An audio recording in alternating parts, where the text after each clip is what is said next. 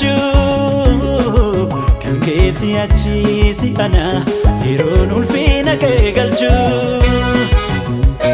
siyoon bifa mootii dukkanaa soona jireenyaa gammachuu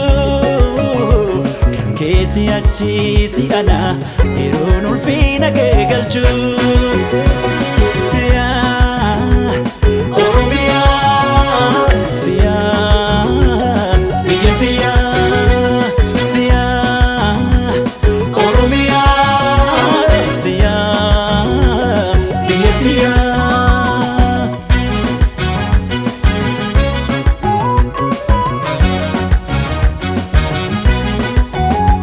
Amate singare